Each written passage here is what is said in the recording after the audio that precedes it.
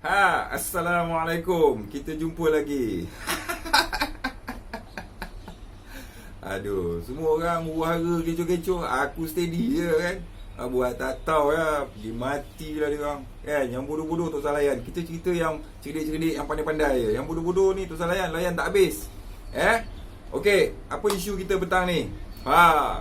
Ada dua isu yang kita nak cakap hari ni, kan? Kejap aku minum air kejap.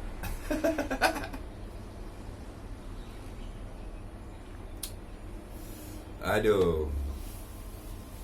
Ni rakyat Malaysia, aku dengar ada yang mengeluh, nak minta bantuan lebih, nak minta peruntukan lebih pada kerajaan, tolong fikirlah sama-sama. Ni aku selalu cakap orang Melayu kita, bangsa kita ni suka fikir depan hidung. Sebab dia rasa hari ni punya cerita, besok-besok lah. Kalau pakai duit ni pakai sampai habis.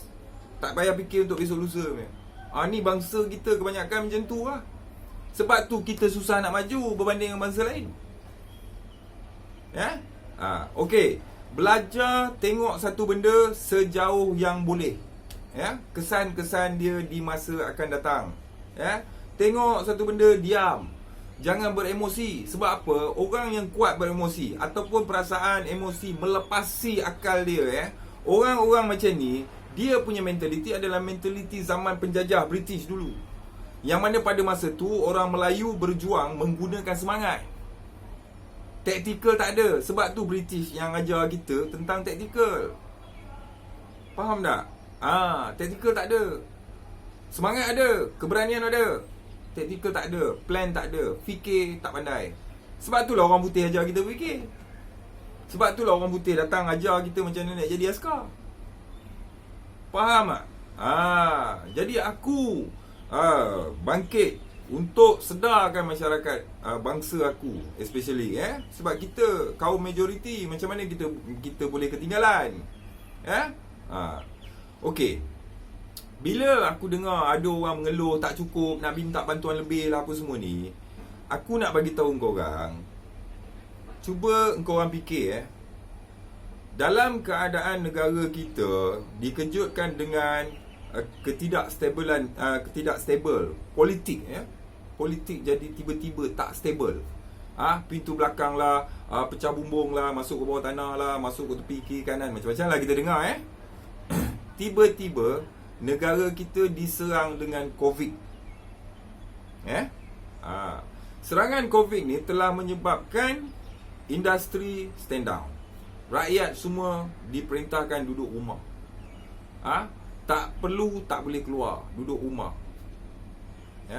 Kita tengok dalam keadaan negara tak ada kestabilan politik, tak ada, tiba-tiba kena COVID, mata wang kita jatuh, pasaran saham merudum. Nampak? Dan kalau korang nak tengok, teruk tak teruk, bahaya ataupun tidak kepada kerajaan kita sekarang ni, masalah dia mengumumkan bahawa rakyat dia boleh keluarkan duit KWSP selama 1 tahun. Kenapa dia buat jangkaan 1 tahun? Cuba korang fikir. Adakah masalah ni akan memberi kesan kepada rakyat sehingga 1 tahun? Fikirlah. Okey. Lepas tu dalam keadaan negara ekonomi tak stable, kerajaan buat pengumuman tiada rakyat yang akan terkecuali dengan bantuan nasional. Kau bayangkan, bantuan yang dia umumkan untuk rakyat ni lebih dahsyat daripada BRIM. Yang mana BRIM pun tak sebanyak ni. Banyak ni dia bagi ni. Aku dengar sampai 1,800, 800. Semua besar-besar punya amount. Kan? Mana dia dapat bajet sampai banyak ni? Nampak tak? Kita seronok fikir, kerajaan kena bantu lebih. Kita selalu cakap macam tu. Sebab kita tengok hidup kita yang hari ni je. Kita tak tengok yang lagi setahun, lagi 2 tahun. Tahu tak engkau orang, kalau kerajaan gagal, aku dah dengar Tun cakap kat TV tadi ke ataupun semalam, aku dah dengar dia bagi hint. Aku dah nampak dah. Kalau Gatri tu pun boleh tumbang, disebabkan Tun boleh boleh plan untuk ambil balik daripada British, makna Tun kalau buat ekonomi tu saya sembang lah, dia memang power lah. Cuba kita fikir kalau kerajaan punya ekonomi gagal dipulihkan semula, efek dia kat kerajaan ke? Yes, efek dia kat kerajaan. Tapi kalau efek kat kerajaan, bukankah itu juga akan memberi efek pada kita? Apa akan jadi kalau investor semua tak nak melabur kat Malaysia? Dalam keadaan saham kita pun dah jatuh teruk dah sekarang ni. Saham Maybank tinggal berapa ringgit, saham CIMB tinggal berapa ringgit. Ni industri bank punya saham pun jatuh ni. Genting tinggal berapa ringgit saham, kan? Jadi dalam keadaan jatuh macam ni, kalau investor luar dia tak nak masuk kat Malaysia, apa jadi pada industri-industri yang ada ni? Cuba fikir. Disebabkan ekonomi kita merudum nanti, kerajaan spend lebih daripada apa yang dia dapat, besok akan banyak pengangguran berlaku. Kadar pengangguran akan meningkat, ekonomi jatuh, merudum. Kerajaan tak ada duit lagi dah nak survive. Politik tak konsisten, mata wang jatuh, ekonomi jatuh, semua jatuh. Masa tu kerajaan tak boleh bantu korang. Bila tak boleh bantu, korang pun kena buang kerja lah, tak ada kerja lah, hilang kerja. Masa tu macam mana korang nak survive? Kan? Untuk orang-orang yang ada bisnes-bisnes macam aku, ada sikit sana sikit sini sikit, okey lah, aku boleh survive. Kan? Tu pun kalau melampau sangat, aku pun packing barang masuk kontainer, aku migrate pergi duduk luar negara. Kan? Aku kalau Singapura, Kanada, anytime. Sana geng aku ramai lah, kawan-kawan semua, anytime. Kan? Australia, anytime. Kan? Tapi kepada rakyat-rakyat biasa ni, apa jadikan korang? Itu jam nak pergi sekolah pun susah. Bayangkan kehidupan generasi rakyat Malaysia ni yang era tahun 80-an. Bayangkan masa tu susah kan? Pergi sekolah pun bawa belanja 2-3 sen. 3 sen kira anak orang kaya dah bawa belanja sekolah tu. Zaman tu mak bapak kita pergi kerja pun naik basikal masa tu. Kan? Sebab ekonomi pada masa tu macam itulah keadaan dia. Korang nak balik ke zaman tu ke? Dan sejarah membuktikan pada masa kejatuhan ekonomi Malaysia pada tahun 1988, tak silap aku, negara menyaksikan kadar pengangguran tinggi, industri tak berkembang, indeks jenayah meningkat. Negara akan jadi susah lah.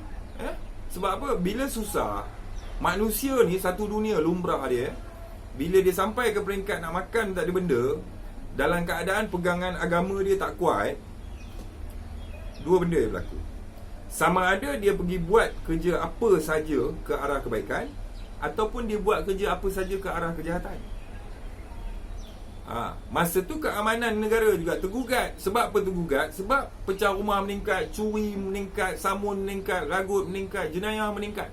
Dan bukan jenayah-jenayah berbentuk kerugian harta benda je yang meningkat, jenayah sosial pun meningkat nanti. Sebab apa? Bila masyarakat semua terbeban dengan masalah, dia mula nak cari ketenteraman. Bila nak cari ketenteraman ni, dia buat apa? Dia mula nak enjoy cara macam mana? Enjoy paksa lah. Enjoy paksa, mula indeks jenayah ni tinggilah, sosial ni. Anak luar nikah lah, pub lah, mabuk tepi jalan lah, duduk tepi jambatan lah, macam-macam lah. Jadi kita hari ni, apa yang kerajaan dah bagi ni, kita bersyukurlah dan berterima kasih. Dan kalau boleh kita tengok bantuan ni, kalau boleh, maksudnya macam ni lah. Kalau orang bantu kita, kita tanya kat orang tu, kau ada duit ke ni nak bantu aku ni? Jangan sampai kau bantu aku, lepas tu kau susah.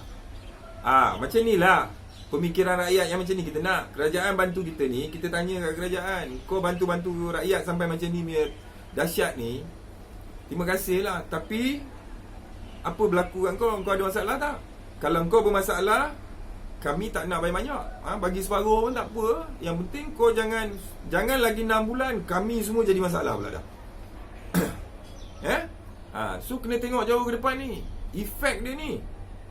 Aku tak percaya kerajaan sekarang ni ada duit tau. Sebab apa? Kalau dia ada duit, takkan dia suruh kita keluar KWSP.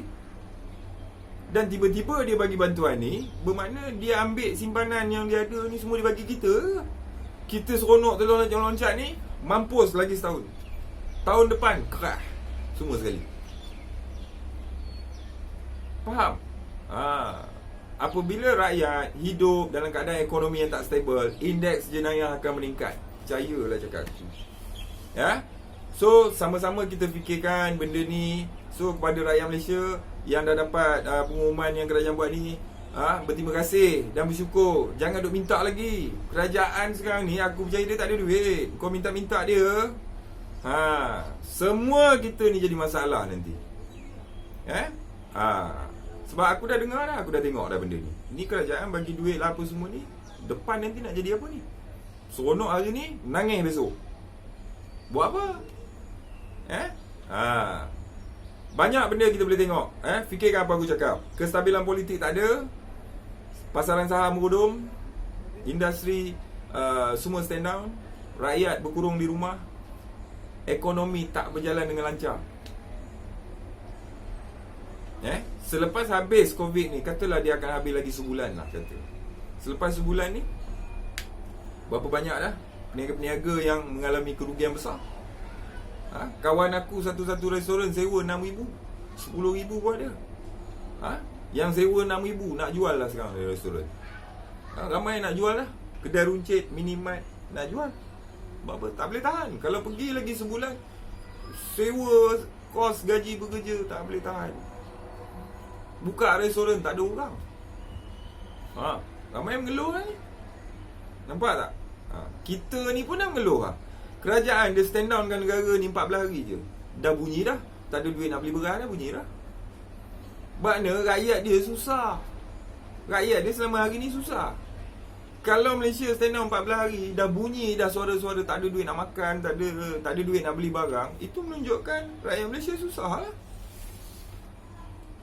Tak ada simpanan. Ada orang dia bergiat dalam satu bidang yang tak ada EPF, tak ada susu kan. Simpanan lah. Tak simpan. Bila tak simpan jadi emergency macam ni, dia pun meloncat. Kenapa dia nak berbunyi? Pegawai getah, peladang, pekebun tu semua tak bunyi pun. Fakir-fakir miskin tak bunyi pun. Orang-orang yang betul-betul susah lah yang kerja kais pagi makan pagi tak bising pun.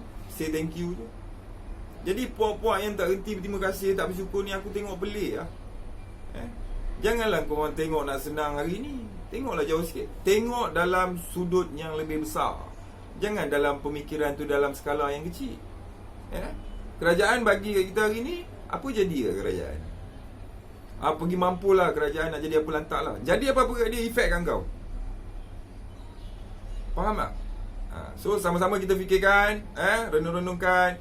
Jadilah Melayu yang mampu berfikir jauh ke depan.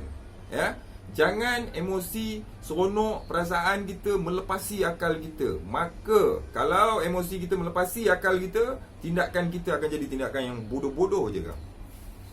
Apa-apa break sikit. Relax, tengok dulu apa sebenarnya ni.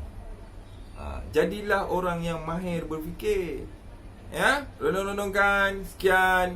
Wassalam.